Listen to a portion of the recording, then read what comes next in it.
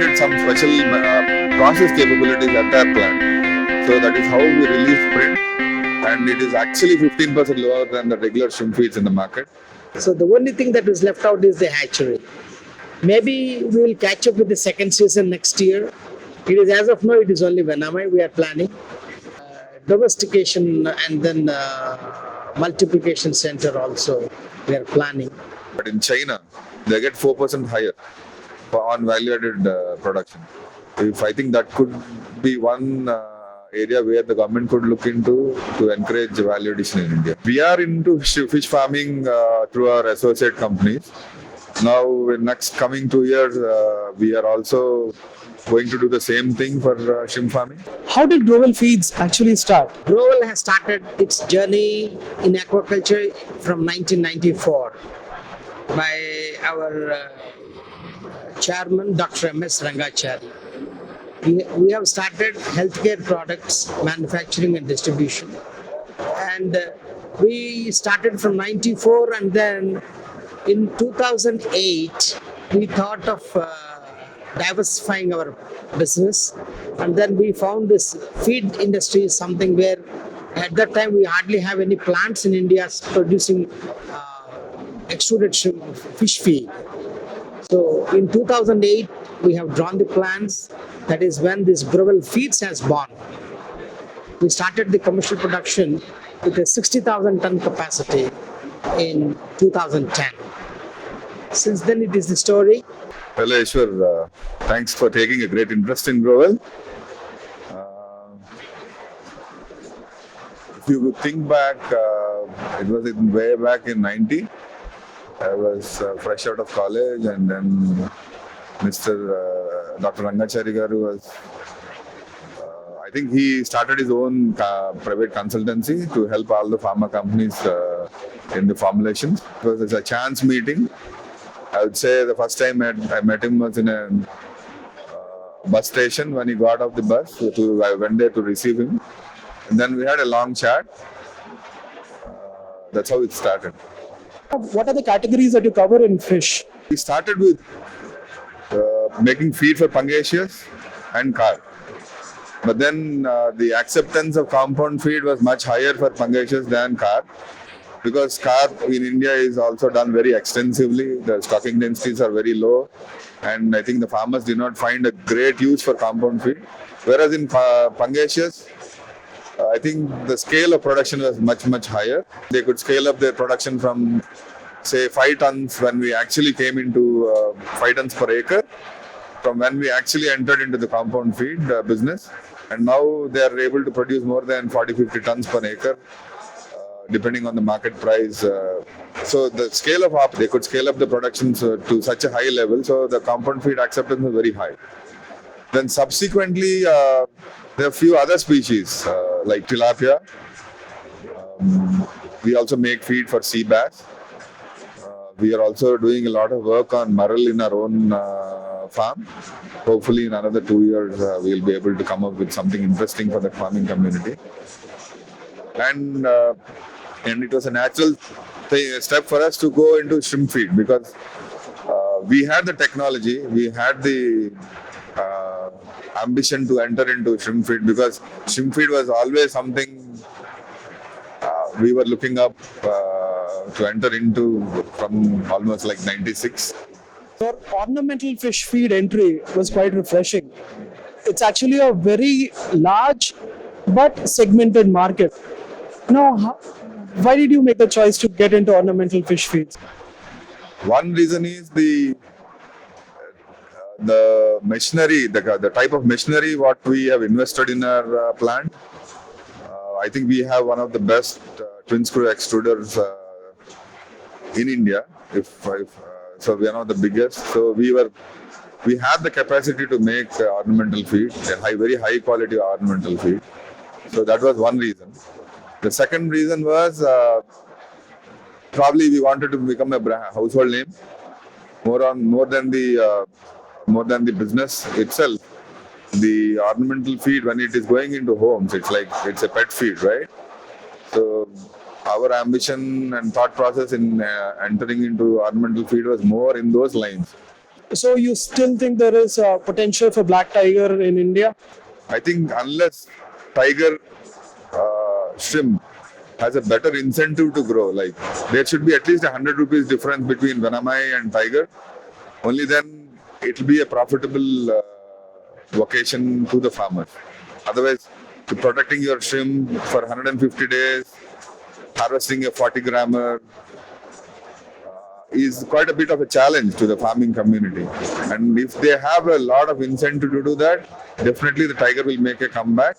But I don't think it will make a comeback to the extent of being maybe 70% in the market.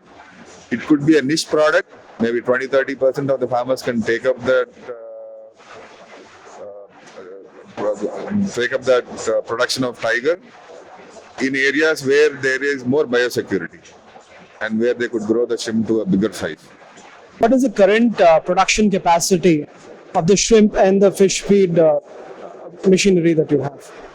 We can produce about 90,000 tons of shrimp feed in pellet form, and about 30,000 of smaller diets I can make, and about 140,000 tons of fish feed we can make. So to say, it's around 300,000 yearly. We have the plant capacity. The new functional feeds that you have, that you're launching for shrimp. We just launched one product, that's the Nutriva Plus.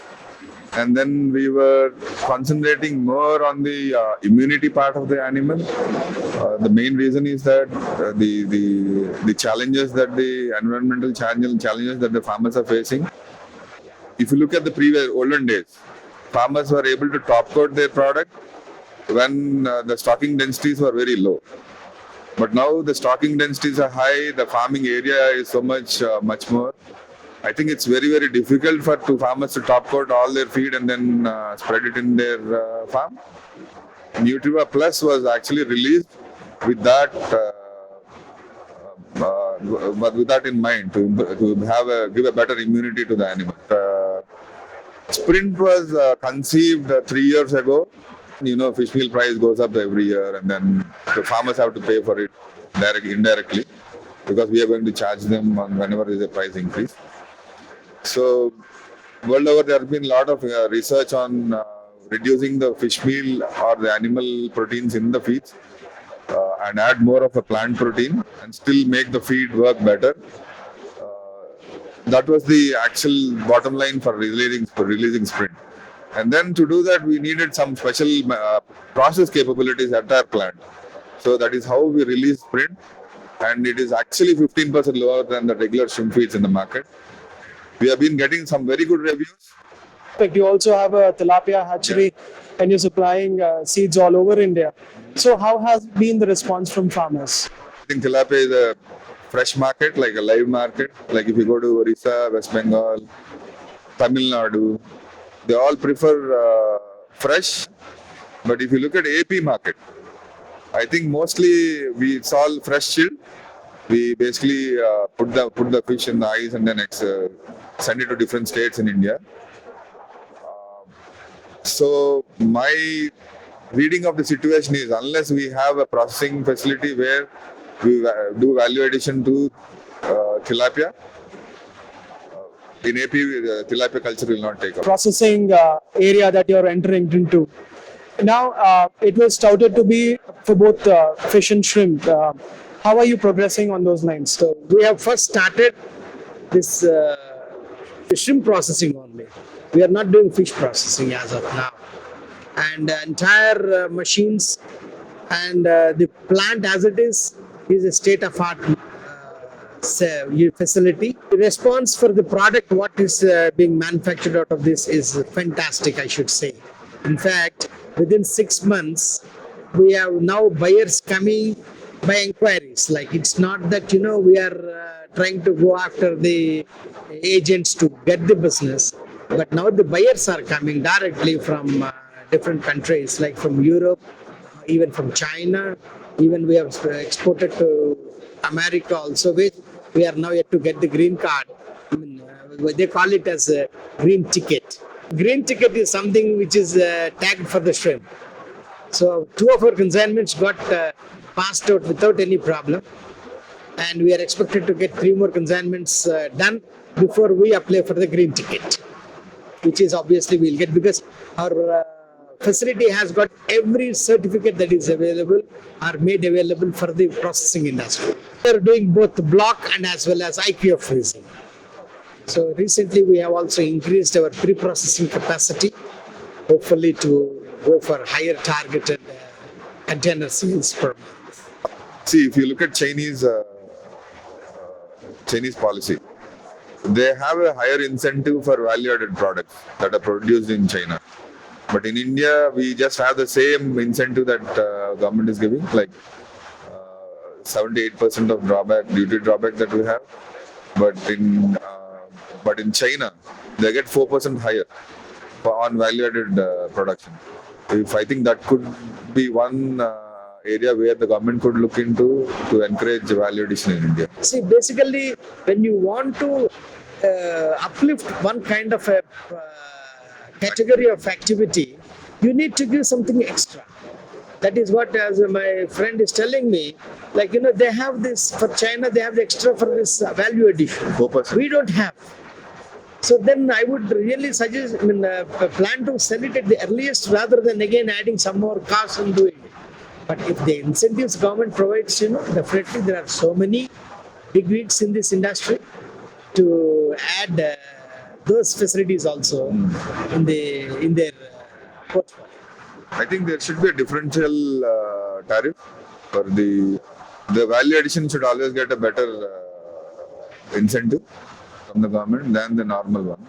So that will help actually the industry look towards doing value addition in India, and then in the long run, I think it will be a great benefit if everybody does that. Are you planning to enter into the retail segment in India? I have not seen much of the meat products being placed alongside the normal vegetable products and all in our Indian stores. So they are giving it separately. And still our people have not come to that level where, they can pick up some vegetables and the same thing, pick up some shrimp or something like that. They haven't yet started. The moment it comes, yes, we have the plans. In fact, we have designed and we have kept everything ready. The only thing is the market response and the market acceptance. Definitely we are into the retail segment as well. Now, between reservoir cages, mariculture, and indoor systems for farming, where do you see a greater potential for the future? Let us talk about reservoir cages. So in some parts of India, I think they become very, very popular now because in areas like Jharkhand and Chhattisgarh, actually there is a lot of benefit socially also. I was discussing with one of the directors there yesterday in some other event. They were talking about how the local youth who are actually getting attracted towards extremism, now because of the cage culture, they found such a nice profession now, and they're all leaving the extremist path, and then they're moving towards actually doing aquaculture in the cages. And that's really great, And then that was I think that is one achievement where our government we should really appreciate our government's initiative in those areas. So cage culture, another part is what species. So if you look at some of the northern states, I think tilapia, pangasius, whatever they're doing, I think it's helping them a lot. But in southern states where already there's a lot of production of tilapia, pangasius and all, I think we should look for other species.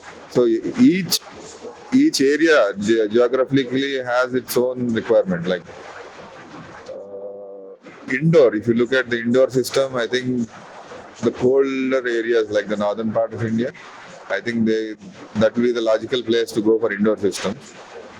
And the cage culture in the estuary, all the open water system, I think it should be in the southern part of India where we should be able to do sea bass or some more valuable fish in the estuary areas. You're now planning to set up a hatchery to service again your customers, I believe.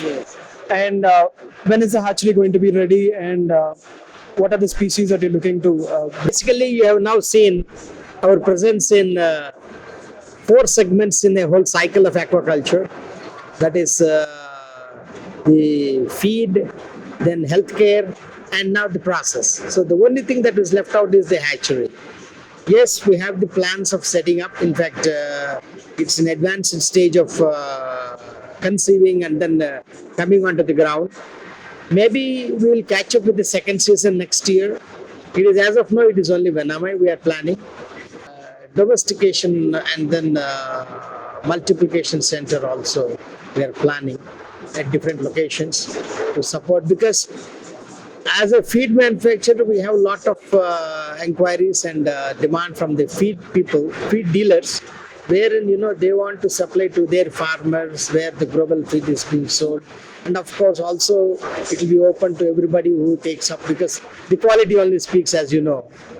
So the future path for the next 3 years, where do you want to see Global Feeds, or the Global Group rather? It's a big question. Right from 92, when we entered into healthcare products, our main thrust was to be the best in whatever we want to do, or try to be the best. I think that's been the USP for Growell for a very long time. We would like to be one of the best aqua company in India. That is obvious from all whatever we are trying to do. And we will be wherever the industry takes us, because we want to be the best. We want to be close to the farming community. We want to contribute to the industry. So in all these segments, wherever we can do our best, we will be there. And then we see ourselves not as the biggest company in aquaculture in India, but we want to be one of the best companies. We are into fish farming through our associate companies. Now, in next coming 2 years, we are also going to do the same thing for shrimp farming. The company may not be directly in doing farming, but we will be doing through our associate companies and our franchisees. And that is also one of the mandate that we need to implement in next 2 years.